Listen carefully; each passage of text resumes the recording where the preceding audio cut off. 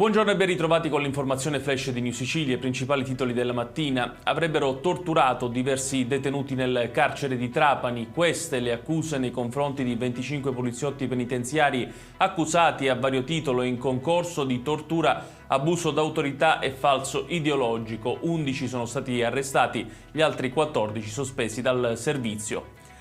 Hanno ucciso un cavallo e la testa è stata fatta trovare sul sedile di un escavatore come nel film Il Padrino.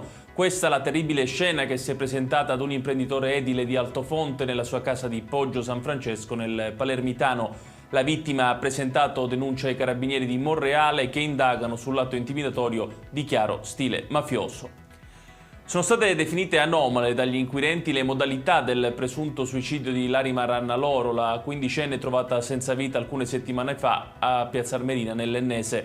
Questo a seguito dell'autopsia eseguita sul corpo della ragazza che lascia non pochi interrogativi sulla sua morte. Un fondo regionale gestito dall'IRFIS per aiutare le aziende confiscate alla mafia. Questa è l'iniziativa contenuta nella manovra di bilancio e presentata questa mattina dal presidente della Commissione Antimafia Siciliana Antonello Cracolici durante una conferenza stampa all'Ars.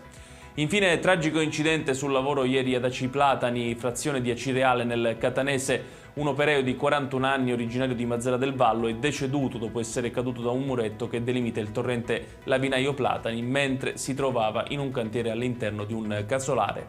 Ed è tutto per questa edizione. Tutti i dettagli su queste notizie li trovate come sempre sul nostro sito www.newsicilia.it. Grazie per averci seguito e buon proseguimento di giornata.